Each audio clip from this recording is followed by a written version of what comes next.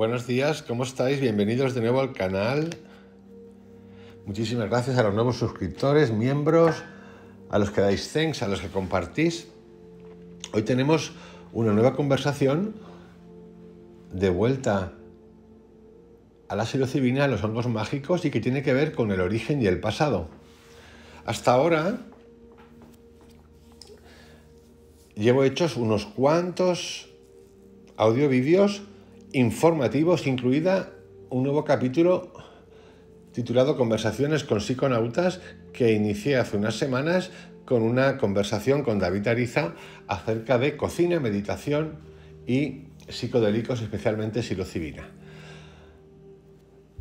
Llevamos hechos esa conversación, qué es la psiconáutica, la experiencia psiconáutica, la psiconáutica y la psilocibina y los circuitos cerebrales, la experiencia psicodélica y la consciencia, que trata sobre el libro La experiencia psicodélica de Timothy Leary y Ram Dass, la experiencia psicodélica, vivir los tres bardos, mi experiencia con hongos mágicos, un manual de psilocibina, un montón de información que os he dado acerca de los libros que he leído, donde podéis encontrar acerca de las microdosis, las macrodosis, lo que se ha escrito, las investigaciones que se están haciendo como en hospitales de la Johns Hopkins, el nuevo desarrollo por primera vez de un país que acepta el tratamiento con psilocibina y psilocina de los hongos mágicos para usar los psiquiatras como tratamientos para tratar la depresión, ansiedad y algunos otros, un mapa de sensaciones de los hongos mágicos psilocibina, chamanes de México, la pionera conocida para nosotros María Sabina, cantos chamánicos de María Sabina, qué es un mal viaje, que es mi tercer viaje con hongos psilocibios, que en realidad fue un viaje mágico de verdadero cuestionamiento, efectos físicos, cognitivos y visuales de los hongos psilocibios, investigaciones y estudios médicos sobre la psilocibina, cambios de creencias asociados con los psicodélicos, microdosis de psilocibina, setas mágicas o trufas mágicas,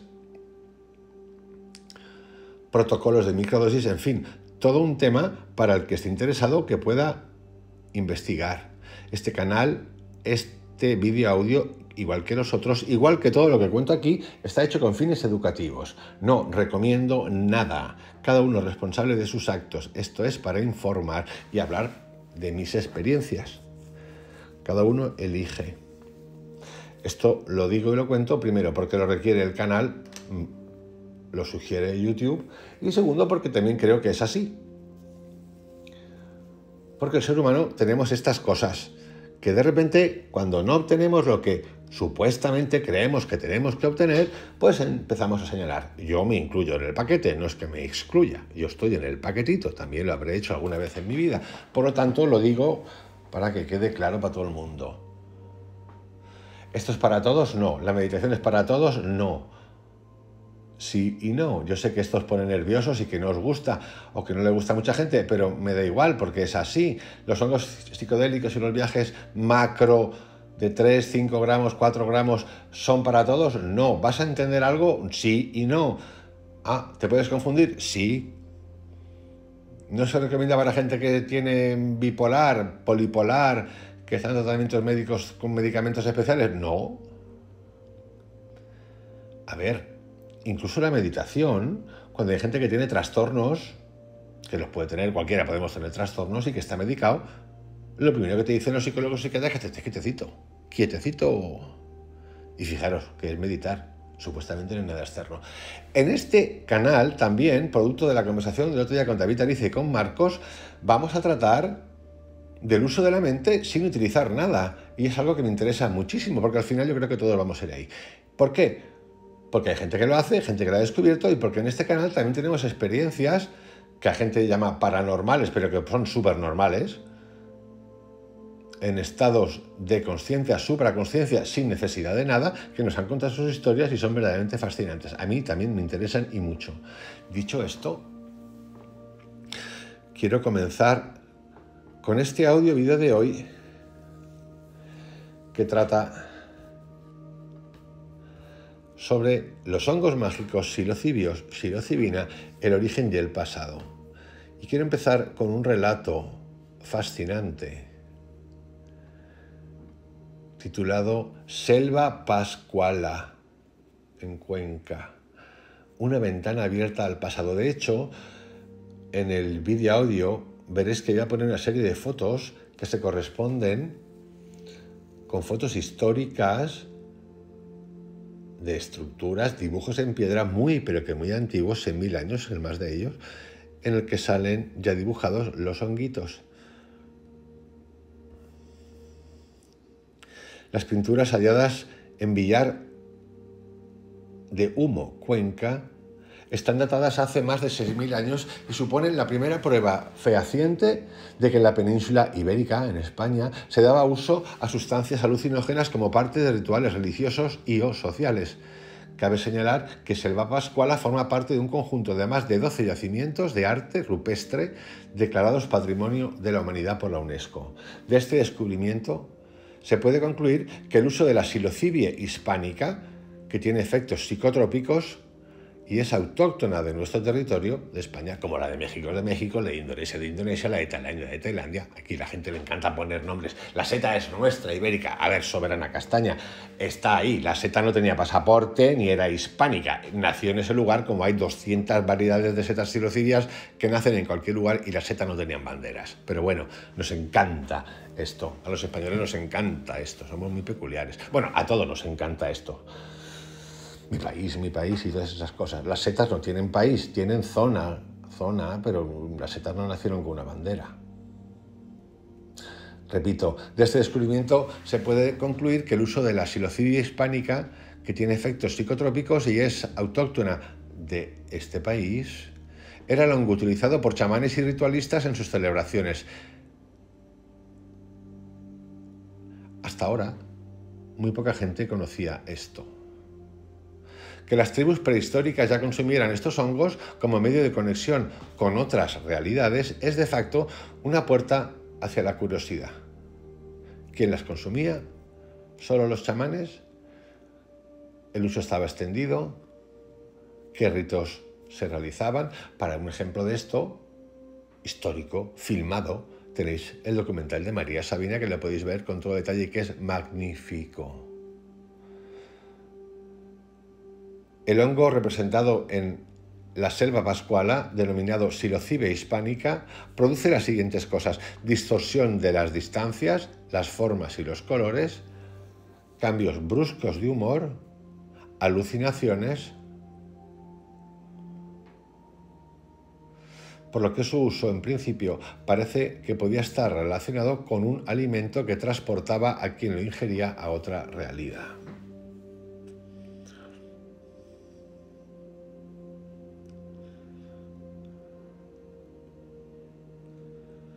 Aquí ya sabéis que Albert Hofmann, el primero que logró aislar estos componentes del hongo psilocibio y que fue el que descubrió el LSD, se encontró con María Sabina, le llevó el extracto sacado de unos honguitos que le había llevado el otro, el americano, y dijo, efectivamente, esto es lo mismo.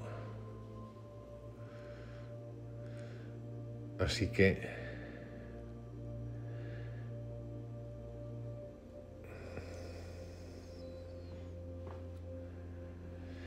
se sabe y conocemos que en cualquier caso, más allá de lo que supone el mural de la selva pascuala en España,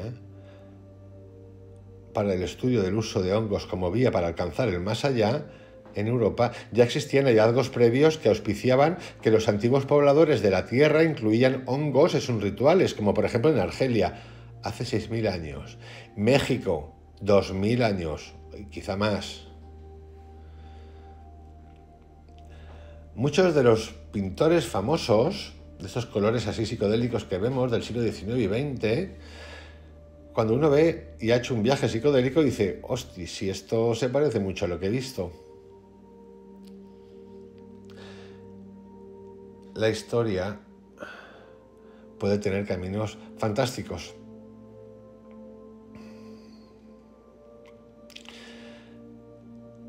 En general, yo no tengo duda de que el uso de hongos alucinógenos a partir de su descubrimiento hace muchos años, y ya lo digo tampoco hace muchos años, pues hasta hace 70, 80 años, hasta que la caga el americano destapando a María Sabina, no era para uso ocioso. Vamos, fiestuki, de nuevo, cada uno que haga lo que le dé la gana, era para otra cosa. Para muestra un botón, uno de los líderes del Hospital Johns Hopkins en investigación sobre hongos psilocibios, que fue y participó hace poquito en Colorado en esta conferencia sobre psicodélicos que reunió a 30.000 personas, y que aquello era una fiesta religiosa donde había ya sectas religiosas, 200 iglesias psicodélicas en Estados Unidos, que siempre es el país más divertido del mundo para estas cosas. Después de participar durante 3-4 días en el discurso, en su canal de Twitter, comentó que el espíritu de la comunidad que esta gente defendía para él está muy lejos y prefiere centrarse en otras cosas más esenciales, más que este espíritu religioso, sectario, que ya tenían los hippies, que tienen las instituciones meditativas, que tienen las religiones. Es decir, todo más sencillo. Dicho esto, vamos a seguir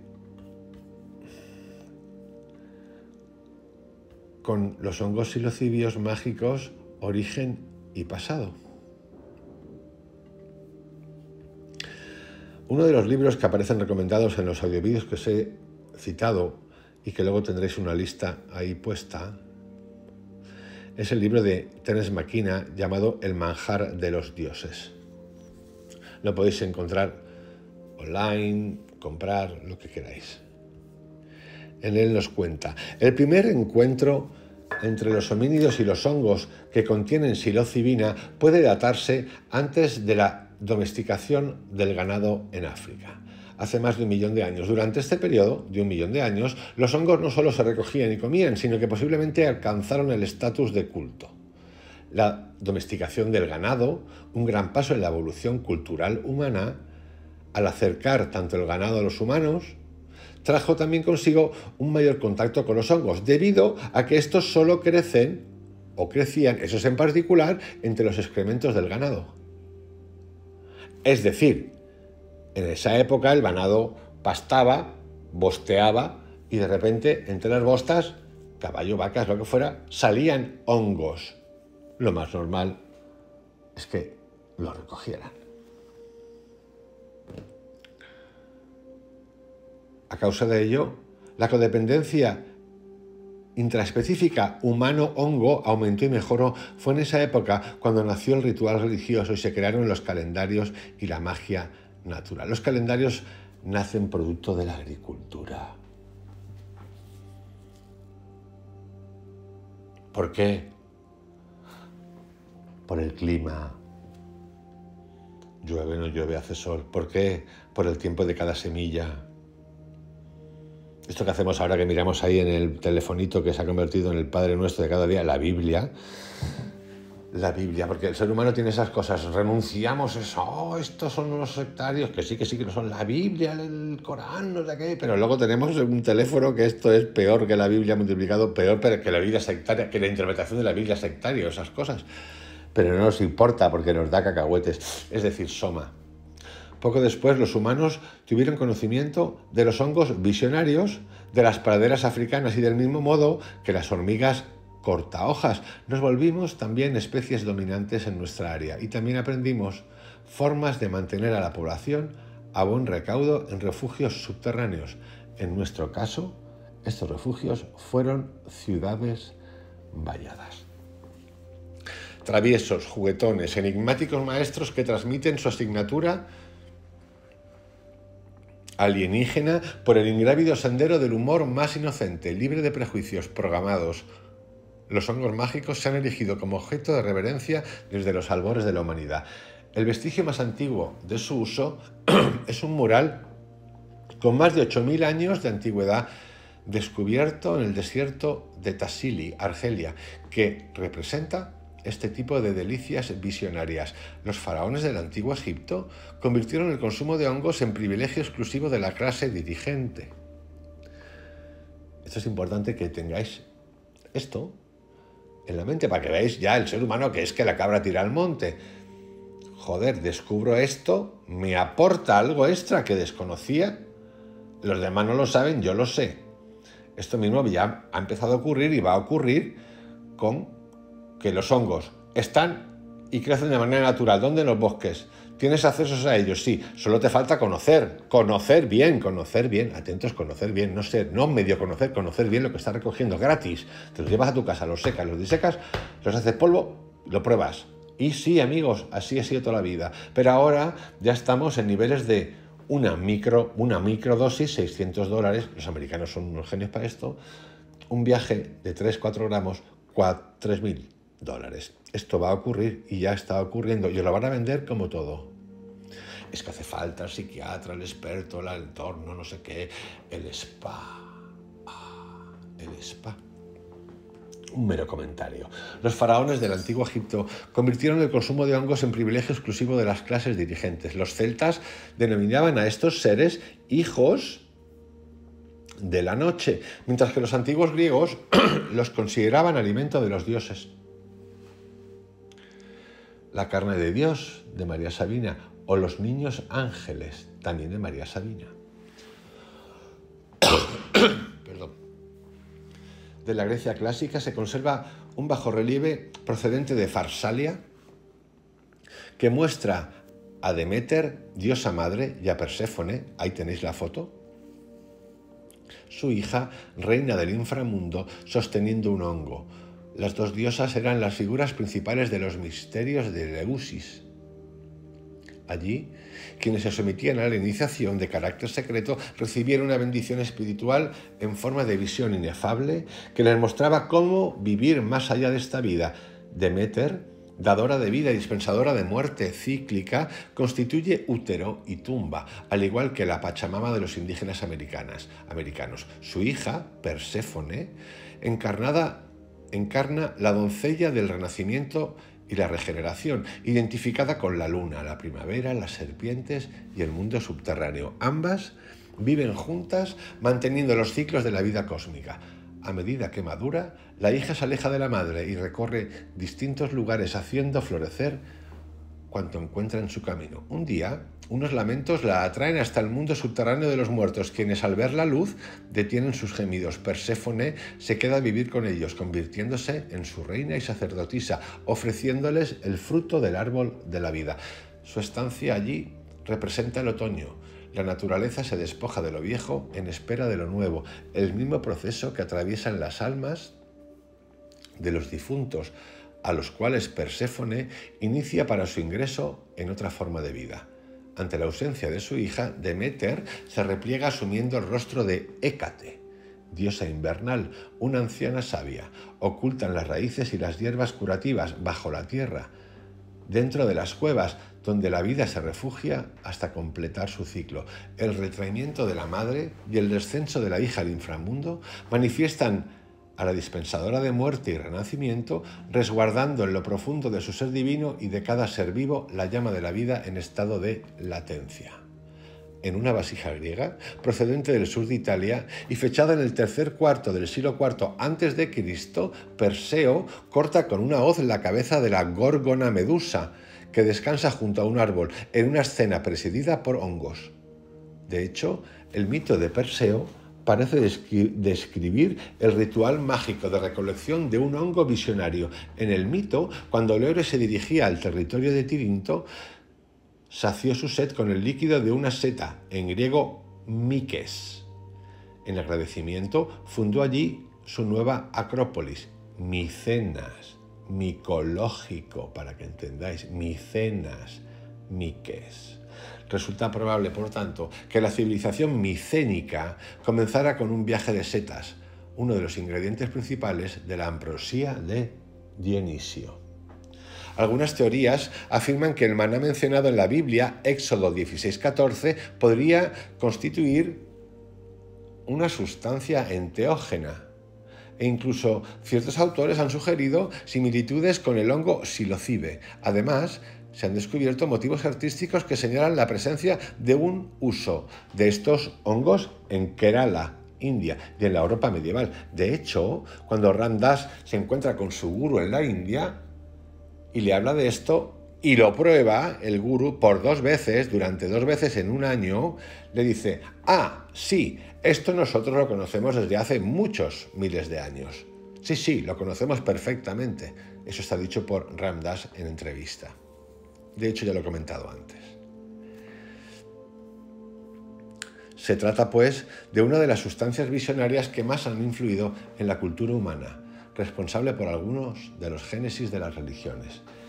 Atentos a esto, responsables para algunos de las génesis de las religiones. Y aquí viene la consciencia. La consciencia.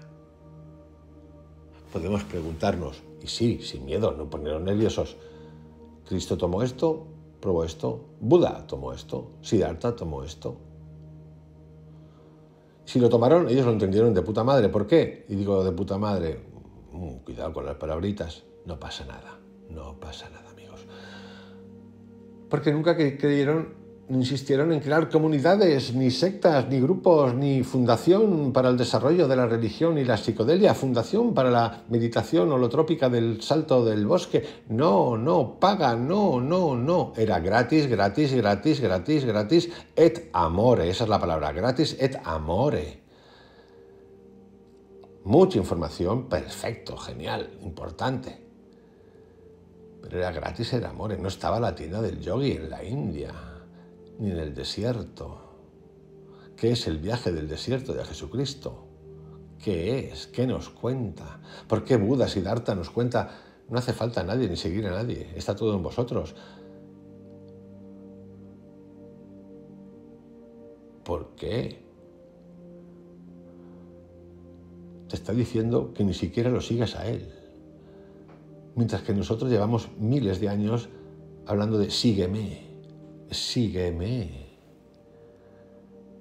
Desapégate y sígueme. Ay, campeón, cómo han aprendido esto las sectas, las religiones, los institutos meditativos.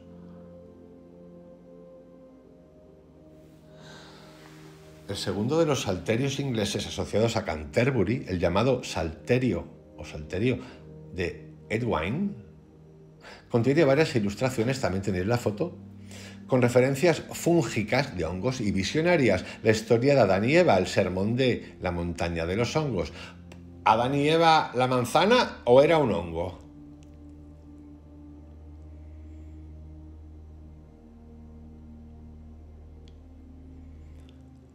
El sermón en la montaña de los hongos. Desde Jesucristo, tentado por un chamán demonio sobre un campo de setas de colores, hasta imágenes que sugieren que el propio profeta constituía el sacramento, que Jesús era un hongo. El libro se completaba con sendos tratados de numerología y quiromancia. Jesús era un hongo, diréis, vaya chorrada. No, amigos, vaya chorrada no. Pensar por un momento, a través del hongo nosotros entramos en la hiperconsciencia de tu reino interior, el reino de Dios está en ti, y empiezas a preguntarte y a ver, ¿esto significa que porque lo hagas te dé el premio? No.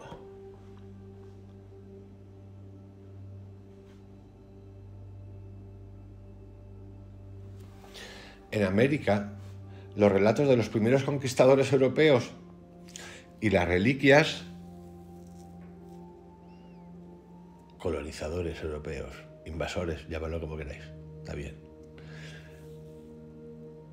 Y las reliquias, frescos y alfarería rescatados de la memoria de los abuelos indígenas a lo largo de todo el territorio maya, donde se han hallado figuras de piedra en formas de hongo de hace 1000 años antes de Cristo hasta 500 antes de Cristo, revelan que la ingestión de los niños de luz constituía un sacramento importante en los ritos religiosos de diversas culturas mesoamericanas, desde el Valle de México hasta el istmo de Tehuantepec.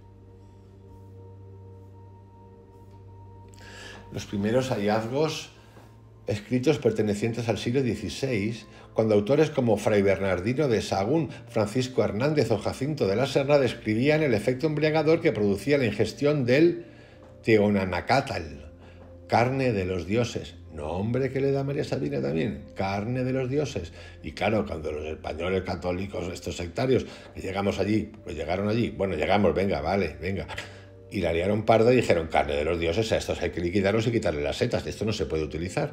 Y las extrañas alucinaciones, los sueños multicolores, visiones demoníacas, accesos de hilaridad, excitación erótica, sopor y bienestar que producía la ingestión de estas setas durante los ágapes celebrados en la vida comunitaria, hicieron que los que fueron allí con su religión fatídica lo prohibieran. El doctor Francisco Hernández, médico del rey de España, menciona 3 tipos de hongos narcóticos venerados. Después de describir los venenosos, afirma que, atentos a esto, otros, cuando se comen, no causan la muerte, sino la locura, que en muchas ocasiones es permanente. Su síntoma es una especie de risa incontrolable. Existen otros que, sin inducir a risa, producen visiones de todo tipo, tales como guerras e imágenes de demonios. Hay otros que son muy apreciados por los príncipes en sus fiestas y banquetes. Se procuran en vigilias imponentes y terribles que duran toda la noche. Esto está sacado de un libro que se titula Plantas de los dioses, orígenes del uso de los alucinógenos, de Schultes y Hoffmann.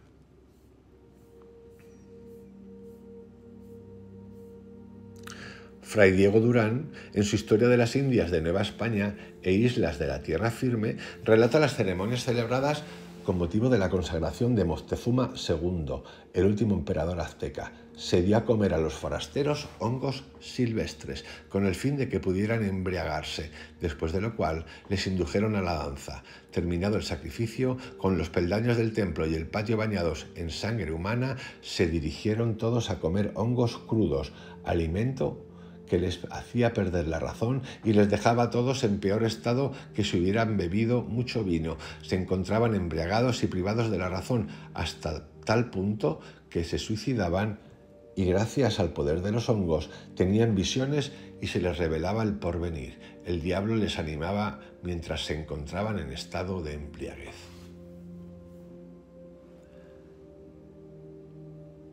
Los monjes franciscanos que acompañaron a Hernán Cortés durante la conquista de México denunciaron la comunión demoníaca que practicaban los aztecas. En su Historia de los Indios de la Nueva España, Fray Toribio de Benavente, Motolinia, describe una antigua ceremonia con Teonanacatral. Tenían otra manera de embriaguez que los hacía más crueles. Era con unos hongos o setas pequeñas. De allí a poco rato veían 1000 visiones y en especial culebras, y como salían fuera de todo sentido, parecíales que las piernas y el cuerpo tenían lleno de gusanos que los comían vivos, y así, medio rabiando, se salían fuera de la casa deseando que alguno los matase, y con esta bestial embriaguez y trabajo se sentían, acontecía alguna vez, acabar con la vida. Y también eran contra los otros más crueles. A estos hongos llamábanles en su lengua Teonanacatl, que quiere decir carne de Dios o del demonio que ellos adoraban, y de la dicha manera con aquel amargo manjar, porque era amarga, es amarga. Su cruel Dios los comulgaba. Algunos cantaban, otros lloraban porque estaban ebrios. Lo sabía que estaban sin voz. Se sentaban como absortos en la pieza en que se reunían. Unos creían morir y lloraban en su alucinación. Otros se veían comidos por una fiera. Otros se figuraban que hacían preso a un enemigo en la pelea. Este que sería rico, aquel que tendría muchos esclavos. Pasada la embriaguez, platicaban entre sí de sus alucinaciones. Eso es importante porque en el viaje psicodélico macro, viaje de las setas, uno se encuentra con su mente, con lo que tiene. Y efectivamente, como he dicho al principio, esto no es para todo el mundo. Polipolares, polares, polarísimos, tocaos, había y ha habido siempre.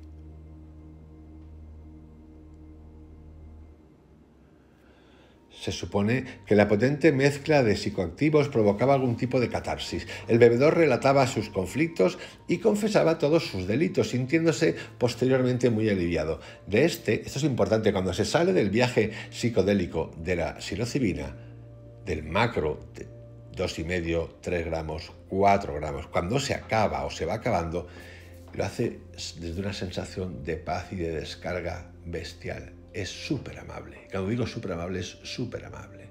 A diferencia del LSD, que puede ser nada amable. De este y de otro relato se desprende que en la época precolombina los hongos sagrados se consumían en ceremonias públicas, costumbre muy difundida y festejada hasta que los alargados brazos de la Inquisición se dedicaron a perseguir aquellas prácticas profanas condenadas desde entonces a la clandestinidad.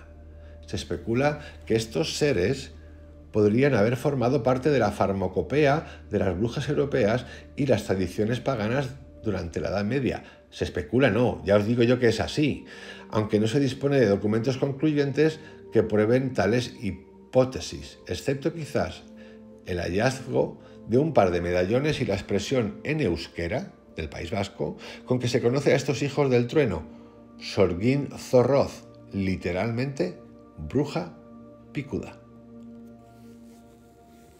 La Tempestad, última obra teatral de Shakespeare, escrita en 1611, refleja de forma evidente los conocimientos mágicos, psicológicos y filosóficos del autor. En ella se presentan los hechizos de Próspero, rey de una isla desolada, un territorio libre en el que los hombres pueden comenzar de nuevo. Sus poderes mágicos, procedentes de duendes cuyo pasatiempo consiste en hacer brotar setas en la noche, despiertan tempestades, abren las tumbas y manipulan a los hombres. El mago, que tiene la vida de todos sus enemigos en sus manos, decide, sin embargo, perdonar a quienes le traicionaron e intentaron asesinarlo. La persecución cristiana del Teonanacatal se inició en 1656, debido a su ignorancia, a su vocación católica monoteísta y a sus pretensiones de conquista. Los invasores prohibieron, junto con el culto a los antiguos dioses mesoamericanos, el consumo de las plantas diabólicas del Nuevo Mundo. Ese año aparece una guía para misioneros que ataca la idolatría indígena, incluyendo la ingestión de hongos. Si la Iglesia dice que es malo, es que es muy bueno. Esto es una adenda. Los escritos que condenan al Teonanacatl van acompañados de ilustraciones que lo denuncian. En una de ellas aparece el diablo incitando a un indio a comer hongos. En otra, el diablo danza sobre ellos. Así describía el culto proscrito un clérigo del Santo Oficio. Para recogerlos, los sacerdotes y viejos distinguidos como ministros para este engaño van a las colinas y pasan casi toda la noche dando sermones y rezando supersticiosamente. Al amanecer, cuando empieza a soplar cierta brisa que ellos conocen, salen en su búsqueda, atribuyéndoles divinidad.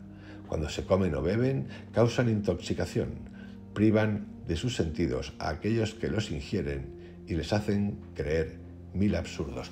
Yo creo que aquí, además de esos hongos, había otras cosas, como podría ser el ayahuasca, el DMT que existe en el ayahuasca. Quizás incluso otros. Cuando hablamos de bebidos, yo asumo que no son los hongos. Pero esto es una idea, nada más. Porque con la ayahuasca es muy común ver animales, leones, serpientes, leopardos.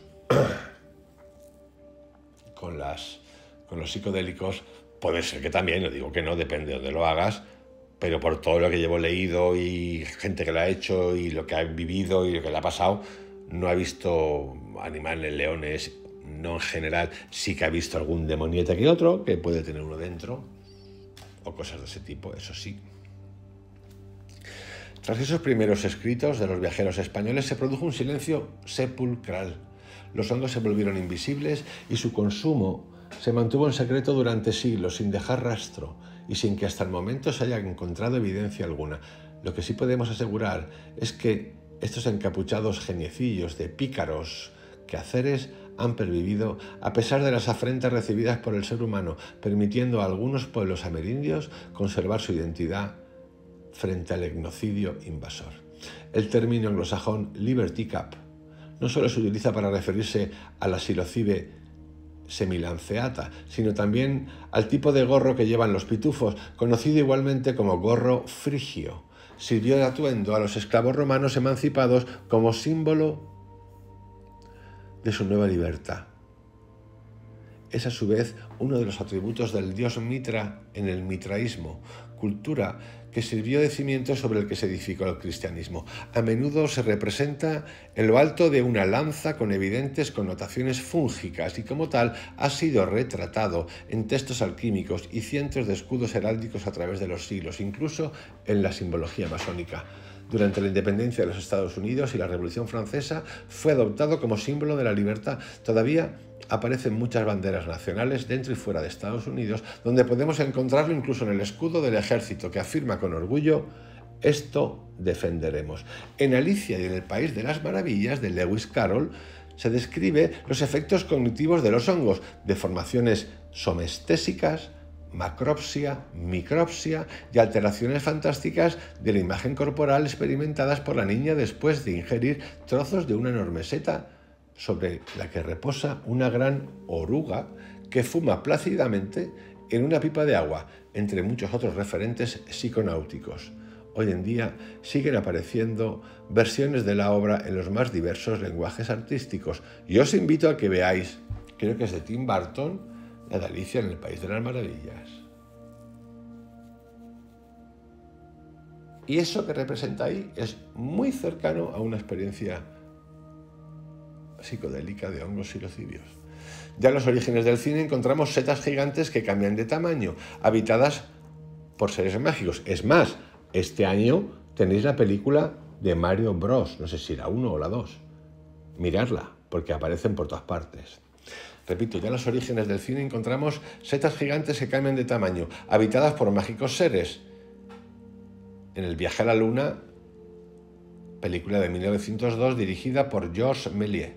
A finales de los años 30, algunos investigadores americanos como Recco, Whitelaner y Johnson confirmaron que los nativos de ciertas zonas, años 30, recónditas del sur de México, aún ingerían setas con propósitos mágicos. En los 40, el etnobotánico Richard Evans Schultes atrajo de nuevo la atención sobre el Teonanacatl.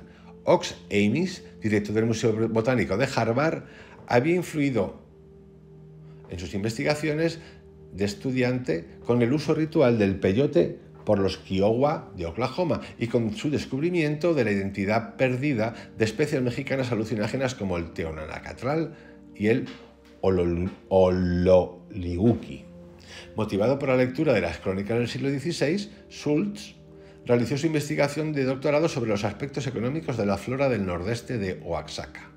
Posteriormente, el banquero estadounidense Robert Gordon Wasson y su esposa Valentina Pavlovna, considerados los padres de la etnomicología, en realidad se enteraron que estaba María Sabina en Oaxaca, esa es la historieta de padre ni hostias, y fueron los que destaparon a través del artículo de la revista Time toda la película y que, digamos, tiene una parte muy buena y otra parte que, bueno, tiene que ver con el ser humano, que somos así de divertidos, ¿no? En estas épocas últimas. Decidieron recabar todo lo que pudieran saber sobre las setas para esclarecer el colapso entre la tradición micófoba de él y la cultura micófila de ella. Esta labor, ejercida durante su tiempo libre, les condujo a un incansable viaje de 30 años en el que rastrearon canciones populares y etimologías de palabras. Robert Graves envió a los Wasson un recorte de prensa en el que se mencionaba un artículo de Schultz sobre rituales con hongos en un pequeño pueblo de Oaxaca. Tras varios intentos frustrados, el 29 de junio de 1955, Wasson asistió a una velada con la célebre curandera María Sabina, desvelando al entendimiento de un occidental la realidad de las experiencias fúngicas.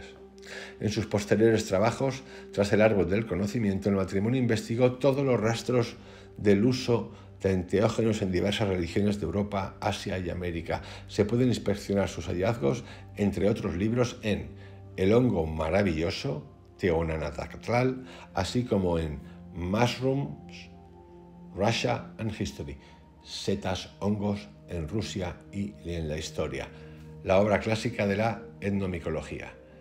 En La última cena de Buda, otro libro, Wasson estudia la relación de un posible hongo psicoactivo con los orígenes del budismo. Yo sé que todo esto es impactante, pero está bien que empecemos a oírlo. Dado el grado de propaganda en el que vivimos. Y dice así Otro fenómeno que cautivó nuestra atención es que desde las épocas más remotas los hongos silvestres aparecen rodeados del aura sobrenatural que los antropólogos llaman maná. Incluso el nombre en inglés de tales hongos, toadstool, literalmente asiento de sapo, significó quizás originalmente demonic stool, asiento del demonio, y se aplicó en concreto a un hongo alucinante de Europa. En la Grecia y Roma antiguas se creía que ciertas variedades eran procreadas por el rayo. Nuestras investigaciones acerca de este mito, carente de toda fase científica, demostraron que tienen aún creyentes entre los pobladores de países separados entre sí por grandes distancias, como los beduinos, hindúes, persas y pamiros, tibetanos, chinos, filipinos, maoríes de Nueva Zelanda y hasta zapotecos mexicanos. Este cúmulo de pruebas nos llevó hace muchos años a formular una premisa audaz. Quizás en tiempos prehistóricos remotos nuestros antepasados hayan adorado un hongo divino, lo que explicaría la aureola de poder sobrenatural que parece envolver al hongo. Nosotros fuimos los primeros en exponer las hipótesis de la existencia de un hongo divino en la cultura primigenia de Europa, y esta conjetura, a su vez, planteó otra interrogación: ¿qué clase de hongo adoraron aquellos pueblos y por qué? Nuestra hipótesis no resultó demasiado desacertada. En Siberia existen 6 pueblos primitivos, tanto que los antropólogos los consideran reliquias de museo, iguales para el estudio de la cultura primigenia, que celebran ritos mágicos con hongos alucinantes. Los Dayakas de Borneo y los aborígenes del monte Hagen de Nueva Guinea emplean unos hongos similares. En China y Japón, según una antigua tradición, hay un hongo divino de la inmortalidad, y en la India, conforme a cierta escuela, después de comer hongos, en su última cena, Buda se sumió inmediatamente en el nirvana. Existe un relato muy interesante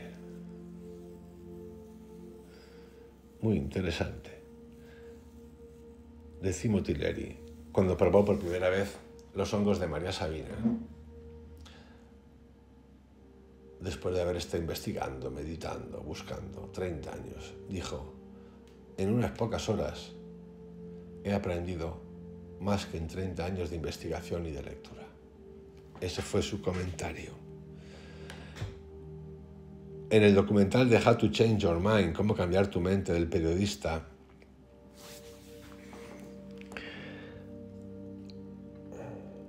en el que hay 4 capítulos, uno de LSD, otro de psilocibina, otro de DMT,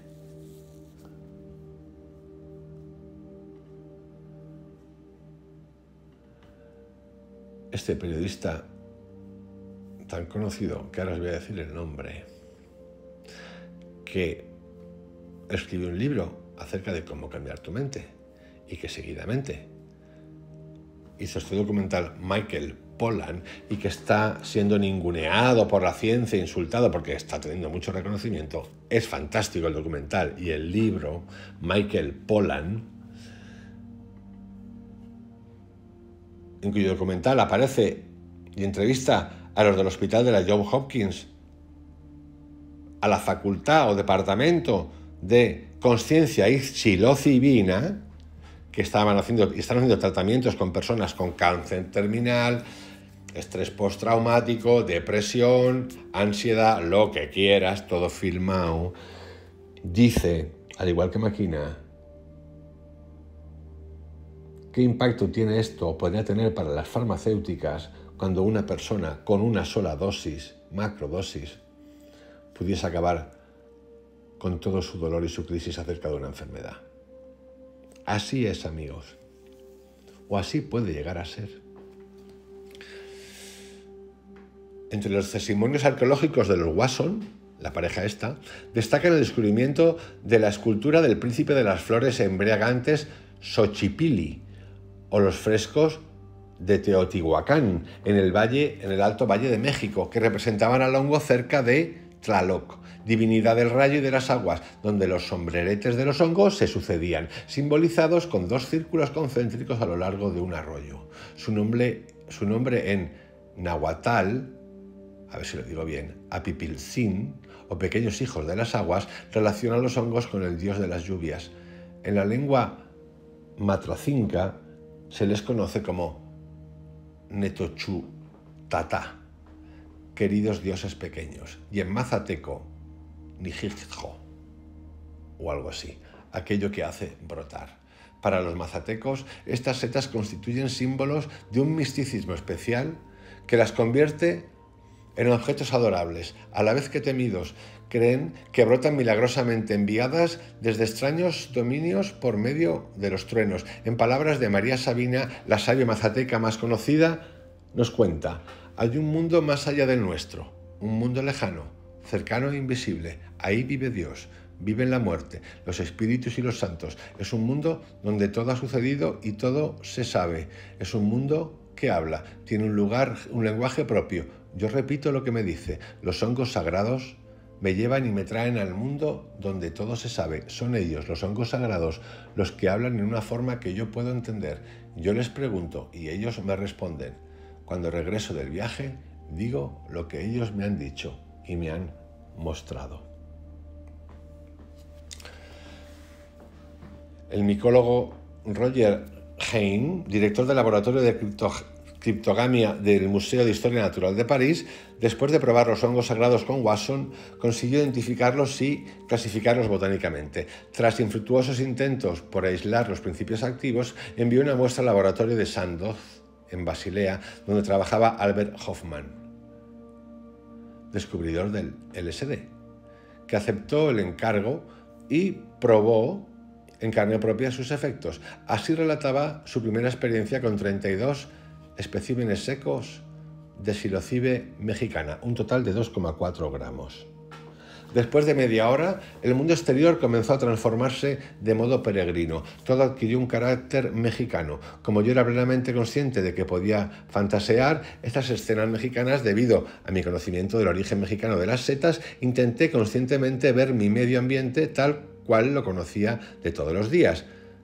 Pero todos mis esfuerzos por ver las cosas con sus formas y colores habituales fracasaron. Con los ojos abiertos o cerrados veía únicamente motivos y colores indígenas. Cuando el médico que controlaba el ensayo se inclinó por encima de mí para medir la presión sanguínea, se convirtió en un inmolador azteca, y no me habría sorprendido de que blandiera un cuchillo de obsidiana. Pese a la seriedad de la situación, me advirtió ver que la cara teutónica de mi colega había adquirido una expresión netamente india. En el punto álgido de la embriaguez, unos 90 minutos tras la ingestión de las setas, el aflujo de las imágenes internas, en general eran motivos abstractos de forma y colores rápidamente cambiantes, se hizo tan enorme que temí ser arrastrado a ese vórtice de formas y colores y disolverme en él. El sueño finalizó unas horas más tarde. Subjetivamente no podría haber indicado cuánto había durado este estado vivido de modo totalmente atemporal. Sentí el reingreso a la realidad acostumbrada como un retorno feliz de un mundo extraño vivido totalmente como real, al viejo hogar familiar. Posteriormente, otra nueva hornada de nomicólogos, entre los que se encuentran Jonathan Ott, Jeremy Bigwood, Andrew Weil, Jochen Garth, Giorgino Samorini o Paul Stamets. Yo sigo a Paul Stamets mucho, además lo conozco a través de mi hermano, que me lo contó y me enseñó. Continuaron, es más, Paul Stamets no estudió en ningún sitio, o sea, estudió por su cuenta y es el experto número uno en estas cosas. No solamente de hongos alucinógenos, sino de todo tipo de micología. Continuaron desentrañando el misterio que rodeaba a los hongos visionarios. Otro entusiasta de este mundo donde todo se sabe fue el poeta británico Robert Graves, que conocía estos hongos desde su infancia en Gales y especuló sobre su influencia en la religión griega arcaica y la precolombina. En el prólogo de su edición revisada de los mitos griegos, él tiene una obra que a mí me fascina, La Dama Blanca. Es brutal, me encanta. Tomo gordo, hermoso, hermoso. Cuenta, en los mitos griegos cuenta: yo mismo he comido el hongo alucinante llamado psilocibe, una ambrosía divina utilizada por los indios mazatecas en la provincia de Oaxaca, en México. He oído a la sacerdotisa invocar a Tlaloc, el dios de los hongos, y he visto visiones trascendentales. Por este motivo convengo totalmente con Gordon Wasson, el descubridor americano de este rito antiguo, en que las ideas europeas acerca del cielo y del infierno pueden muy bien haberse derivado de misterios análogos.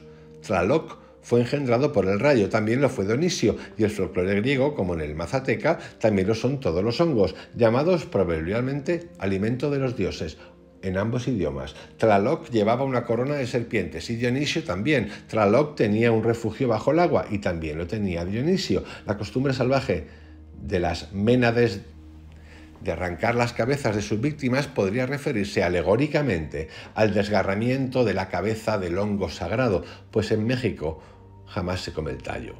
Leemos que Perseo, un rey sagrado de Argos, se convirtió al culto de Dionisio y dio a Micenas ese nombre por un hongo que encontró en aquel lugar y que al arrancarlo descubrió una corriente de agua. El emblema de Tlaloc era un sapo igual que el de Argos, y de la boca del sapo de Tlaloc, en el fresco de Tempentila, brota una corriente de agua.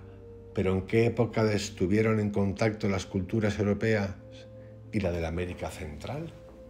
Robert Graves pertenecía a la generación Beat, grupo de jóvenes escritores estadounidenses de los años 50 que empezaron a interesarse por la filosofía oriental y la ecología. Rendidos a los ácidos y a los hongos psicotrópicos, escritores y artistas como Jan Kerouac, otro, un fenómeno, Allen Ginsberg, otro, Timothy Leary, otro, Aldous Huxley, otro, y William Burroughs, otro, de esos os podéis leer todo lo que queréis de ellos, que vais a flipar. Entre otros, conformaron la base de una contracultura sumergida en la psicodelia, germen del cultivo de la cultura hippie posterior. En 1960, en la Universidad de Harvard, el profesor de psicología Timothy Leary, del que tenemos hecho el libro La experiencia psicodélica, iniciaba el Harvard Psilocybin proyecto de Harvard de psilocibina. Leary acababa de regresar de Cuernavaca, donde había probado la carne de los dioses, provocándole una experiencia mística que transformaría su vida y acabaría generando una revolución social. Así describe Leary en el libro The Harvard Psychedelic Club su investigación. No tenía ni idea del potencial que tiene esta investigación hasta que tuve mi primera experiencia con hongos psilocibe este verano. En el fondo, tienes que entender que no se trata de un ejercicio intelectual, es experiencial, es, y casi me avergüenza decirlo, religioso, pero es más que religioso, es despampanante. Demuestra que el cerebro humano tiene posibilidades infinitas, puede operar en dimensiones de tiempo-espacio que jamás imaginamos. Siento que he despertado de un largo sueño ontológico es de conocimiento, de conciencia. La investigación es bastante sencilla. Nuestros sujetos toman una dosis controlada de psilocibina sintetizada. Nos aseguramos de que estén en un entorno seguro y confortable. En 1959, en el número 35 de la revista literaria francesa L'Air Nouvelle, apareció publicado un breve artículo de Henri Michaud sobre los hongos psicotrópicos. La psilocibina, experiencias y autocrítica, en el que el autor relata 2 experiencias consecutivas con la sustancia en dosis por vía oral de 10 y 4 miligramos respectivamente. Esto es la psilocibina concentrada. Tras un episodio de despersonalización en el primer viaje, en el segundo rebajó la dosis para tratar de describir sus vivencias bajo el influjo de la psilocibina. Según sus propias conclusiones, el diálogo con el hongo trascendió sus expectativas. A continuación nos permitimos la licencia de traducir algunas líneas. Incluso las pequeñas variaciones que hacen la impresionabilidad, los pequeños cambios de sensaciones, de comunicaciones con nuestro propio cuerpo y con los músculos, desaparecen de manera espectacular, no dejando sino una impresión de existencia, de soberanía única, inmodificable. Inmodificable existencia, la existencia en un fondo intocable, invulnerable, ajena a todos y a todo, impresión finalmente de esencia, sin variedad, sin atributos. Muchos de los que han probado el hongo sagrado sienten la impresión de la inanidad de todo lo demás, y especialmente de todas las variaciones que se han vuelto despreciables. El estado de fondo rechaza la variación y la rechaza frecuentemente, como si en cierto modo fuera un sacrilegio. Menos fuerte en espectáculos que la mescalina o el ácido lisérgico, la psilocibina es sorprendente por las transformaciones interiores. Se puede ver aquí el trabajo de un comprimido que te exhorta. Presenciar la curiosidad de un comprimido que se convierte en exhortación, el mayor prodigio me parecía ser conducido por un hongo y que un hongo dirigiera mi buena conducta y corrigiera mis pensamientos. El hongo contra la independencia, contra la singularidad. Sentí que me convertía en cualquiera. Como he dicho, no era ilusión. Yo no tenía más mi estilo. Mi estilo había perdido sus súbitos. Hay que saber establecer buenas relaciones con una droga recién llegada. Yo no soy lo suficientemente conciliador. Encuentro bastante fallido. El desencuentro de Michaud con la psilocibina contrasta con el idilio que mantuvo con la mescalina, lo cual, es decir, a Michaud le asustó lo que vio, no le gustó al señor, porque era más folclórico, le asustó cuestionarse. El desencuentro de Michaud con la psilocibina contrasta con el idilio que mantuvo con la mescalina, lo cual inspiró muchos de sus trabajos pictóricos y literarios. De hecho, parece ser que bajo el influjo triptamínico aparecen ojos imperceptibles para la vida ordinaria en sus figuras de tinta. Esos ojos los vio el escritor surrealista Alain Jouffroy, que ingirió psilocibina con la intención de adentrarse en la pintura de Michaud. Su testimonio resulta revelador. No solo su pintura contenía ojos imperceptibles para la vista ordinaria, no solo era aquel paisaje mescalínico un paisaje cabeza, sino que aquel paisaje sufría. Era el retrato de una conciencia dividida en 1000 pedazos, la conciencia misma de Michaud disgregada, diseminada como resultado de la mescalina. A principios de los 60, Ken Kesey acudió a un hospital donde se experimentaba con psicofármacos para ganarse unos dólares como cobaya. Allí probó el LSD y en un anhelo para conocer de primera mano los recursos de la psiquiatría se sometió a sesiones de electroshock. Todas sus vivencias las recogió en Alguien voló sobre el nido del cuco, escrita en 1959 y publicada en 1962, novela muy aclamada con la que el autor alcanzó la fama y de la que en 1975 Milos Forman haría una versión cinematográfica. Muchas partes del libro fueron escritas bajo los efectos del LSD, peyote y hongos psilocibios. Su historia posterior puede presenciarse en el excelente documental Magic Trip de Alison Elwood y Alex Gimbey. En la novela utópica La Isla de Aldous Huxley, en una isla alejada del mundo, una pequeña comunidad humanista emplea una sustancia imaginaria llamada moxa, extraída de un hongo visionario que otorga el conocimiento trascendente y una paz de espíritu ausente en el resto del planeta. La medicina moxa se utiliza para la introspección de la conciencia como camino hacia el interior, revelando al cielo y el infierno personal, la grandeza y la miseria espiritual de nuestra propia estructura mental. En 1962, Bruce Conner rodó en México su búsqueda de hongos junto a Timothy Leary, la cual editó, junto a búsquedas previas en San Francisco, dando lugar a la película Looking for Mushrooms, con varias reediciones posteriores. Como veis, aunque no lo sabíamos, hay un montón de información tapada que empezamos a desvelar para que la gente la conozca. Matango, también conocido como Fungus of Terror y Attack of the Mushroom People, es una película japonesa de ciencia ficción dirigida en 1963 por Isoro Honda, en la que los supervivientes de un naufragio comen unas setas que encuentran en la isla, convirtiéndose ellos mismos en setas gigantes. Escrita en 1965, María Sabina es una obra teatral de Camilo José Cela, que por aquel entonces residía en Mallorca, cerca de Robert Graves, inspirada en la célebre mujer de conocimiento mazateca. La primera edición fue publicada por la revista Papeles de Som Armatans en 1967 y se estrenó con música de Leonardo Balada en el Carnegie Hall de Nueva York en 1970. Así comienza declamando el primer pregonero. En la serranía de Oaxaca crece el hongo de Fray Bernardino. Los indios le dicen Nonacatral y con él se emborrachan y cantan. Al cabo de 4 siglos largos nació el ángel María Sabina, que come tehuanacatral amargo y bebe ron y anís y agua clara.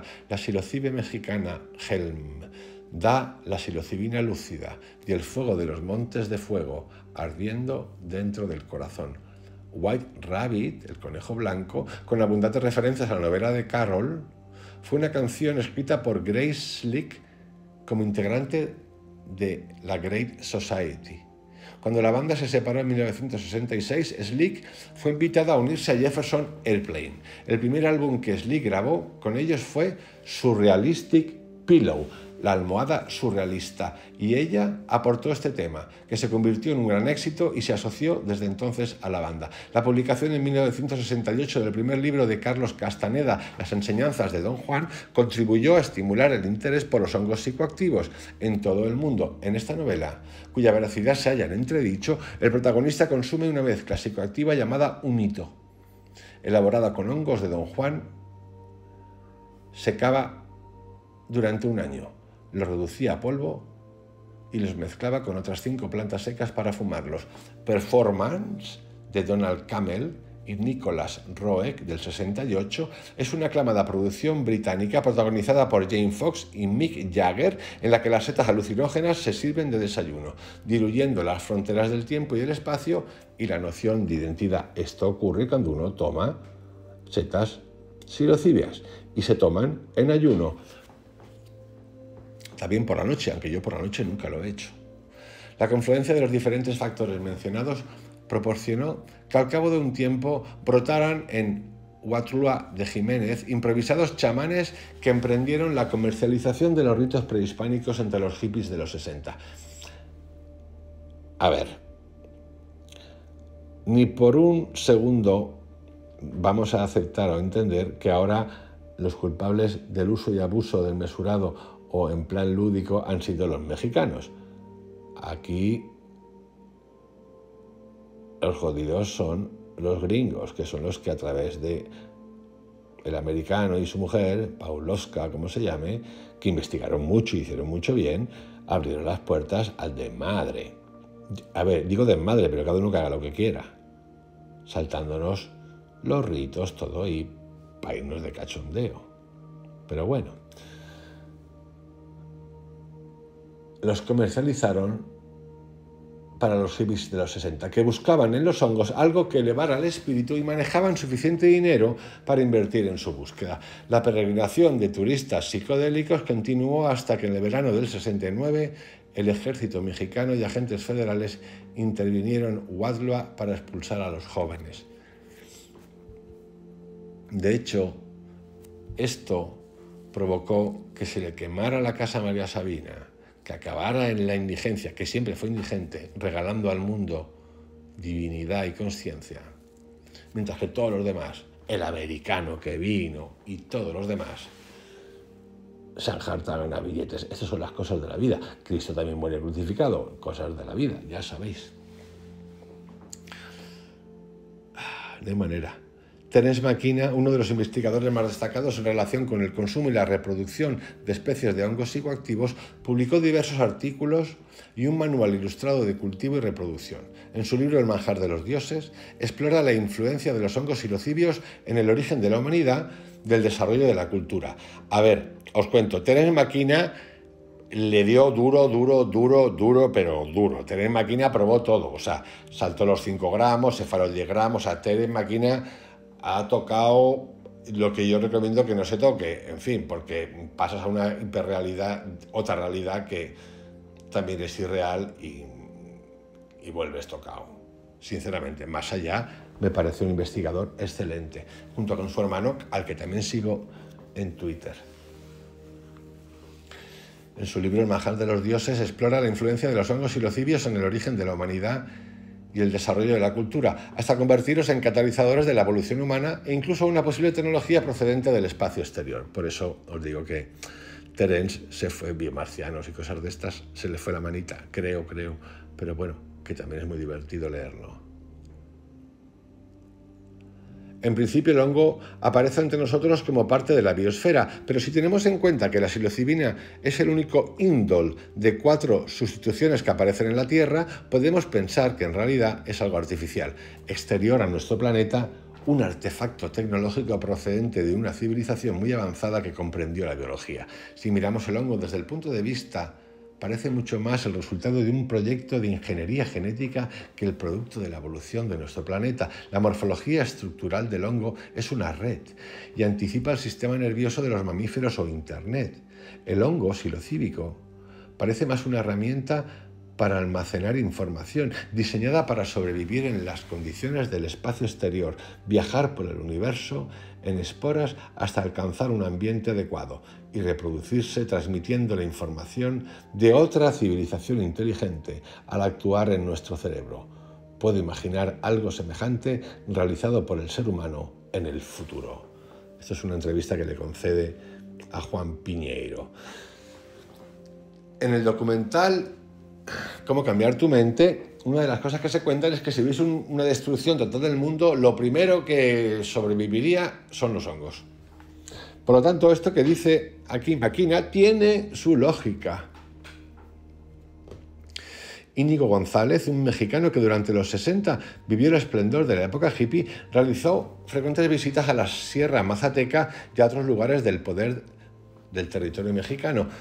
Después del 68 se trasladó a California, donde entró en contacto con diversos grupos dedicados al estudio científico de los enteógenos y los estados modificados de la consciencia. Según Higinio, la ingestión de plantas y hongos visionarios te ayuda a quitar velos acumulados durante nuestro paso por el planeta. Toda esa carga tribal, cultural, patriótica, religiosa, etcétera, que nos ata, nos sujeta, nos aprisiona, nos llena de miedo y nos lleva al suicidio existencial, se va.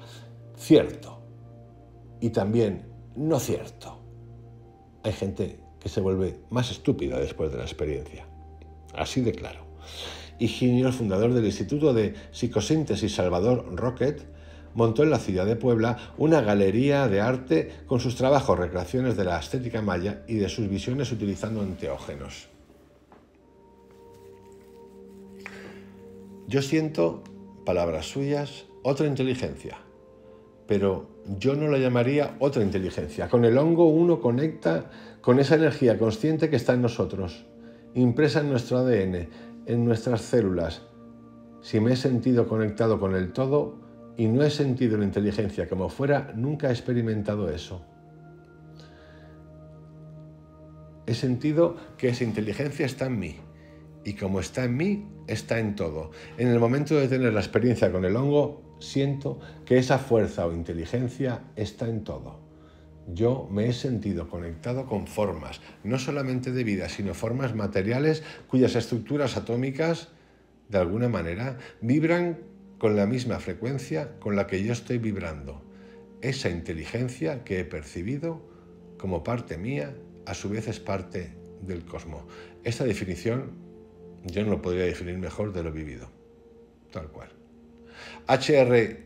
Punstaff fue una serie infantil norteamericana de televisión producida por Sid y Marty Krofft, con setas parlantes y abundantes referencias psicodélicas que recuerdan a los universos desplegados por los hongos. Sus 17 episodios se emitieron originalmente desde el 6 de septiembre del 69 hasta el 4 de septiembre del 71. También se rodó una película, Punstaff, traducida al castellano como La flauta mágica. En 1970, John Allegro, filólogo inglés que participó en la traducción de los manuscritos de Mar Muerto, publicó El hongo sagrado y la cruz, donde defendía que los orígenes del cristianismo eran a su vez fúngicos, un secreto codificado en la Eucaristía. Según Allegro, Jesucristo nunca tuvo existencia histórica y es en realidad una forma de referirse en clave a un hongo visionario que los esenios y otros grupos religiosos judíos utilizaban para entrar en comunión con la divinidad. Can fue una de las formaciones musicales más importantes del movimiento Krautrock en Alemania a fines de los 60. En 1971 editaron el álbum Tago Mago, que incluía el tema Mushroom, hongo, posteriormente versificado o versionado por Jesus and Mary Chain. Ese mismo año, los ingleses Live Hound sacaron a la luz el álbum Growers of Mushrooms, cultivadores de setas, de hongos, con una canción del mismo nombre. El doctor Fred Whiteman, pintor, escultor, diseñador e investigador nacido en 1938 en Suiza, comenzó desde 1971 a plasmar experiencias visionarias en sus pinturas, logrando darle vigor pictórico a las imágenes producidas bajo la influencia directa del enteógeno. Y aquí puedo continuar un buen rato acerca de esto. Quisiera recordar a Carl Jung, el Libro Rojo, un amigo suyo psiquiatra, en una entrevista le pregunta cómo produjo, cómo escribió y si piensa que estaba bajo los efectos de los hongos mágicos Carl Jung, y responde que sí, que se recluyó durante un año a un lugar específico y estuvo tomando setas mágicas, y de ahí procede el Libro Rojo. Mucha información, mucha literatura. Una recomendación, por ejemplo, sería María Sabina, Mujer Espíritu, de Nicolás Echevarría, hecha en el 78, que es un retrato magnífico de esta mujer sacerdotisa maga que nos regaló a todos, desde Oaxaca, la carne de Dios, los niños ángeles, y que el mundo utilizó tan mal. Pero como bien sabéis, los que habéis hecho estos viajes, nada importa, porque la esencia de esa persona queda para siempre, trasciende el cuerpo. Paul Stamets, al que sigo en Twitter, es otro magnífico investigador de todo tipo de hongos. Las setas, los hongos y sus aliados, una obra excepcional. También tenéis a un mexicano, Gastón Guzmán, El genio de la psilocibie,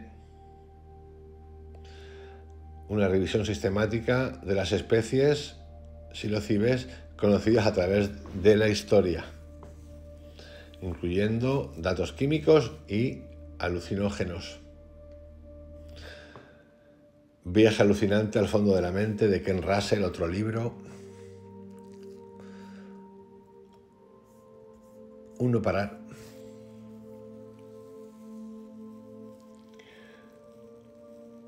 Un no parar de información constante. Hay una película que yo he visto, y seguramente algunos también, que se llama El oso, que es preciosa, de Jean-Jacques Arnaud. Y en la película, el pequeño plantígrado protagonista ingiere una seta, no sé si os acordáis de esa escena, una manita muscaria, que le provoca coloridas visiones de hongos mutantes que revolotean por los aires.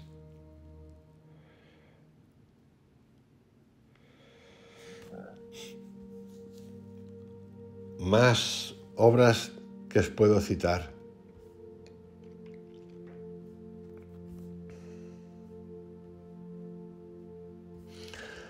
Muchas canciones, mucha música.